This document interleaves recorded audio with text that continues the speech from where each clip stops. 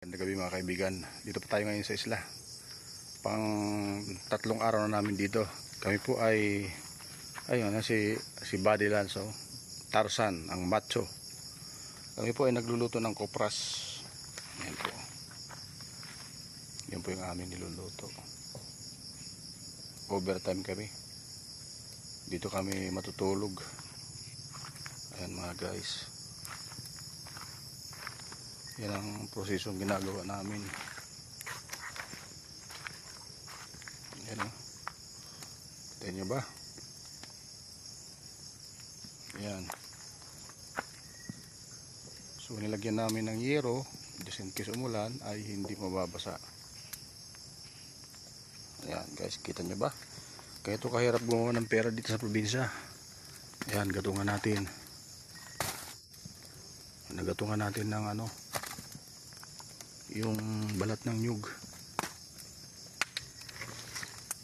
Ayan guys, ayun. So mga nasa 2 oras na kaming nagpapausok.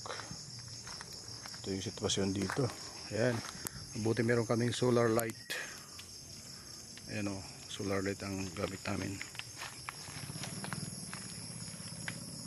Dito pa kami sa isla ni Buddy Lanzo. Yan, nakapagsaing na kami ng kanin. Ayan o, meron na kami sinaing. Yan lang kami nagsasaing guys. Ganito lang kahirap kami dito sa isla.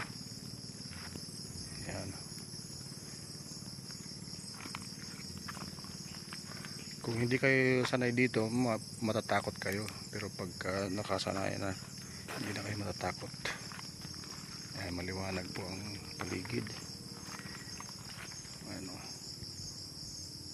Yan.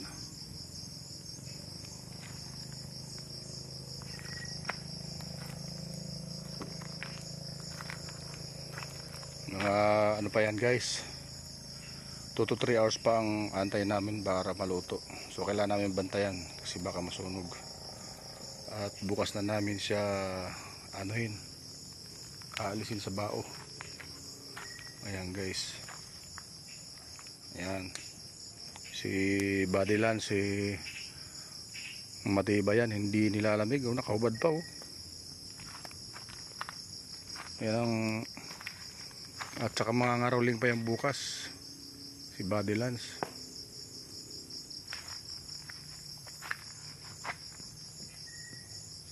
Yan. So yan, umaapoy na guys. So yan ang binabantay namin, na pagka umupoy ay dapat siyang alalayan, baka masunog. Ayan o. So yan guys, thank you for watching. God bless sa inyong lahat. Salamat sa inyong suporta. Huwag kalimutang i-follow, like and share. At magbakas lang para kayo ay aking mabalikan on this path. God bless. Bye bye.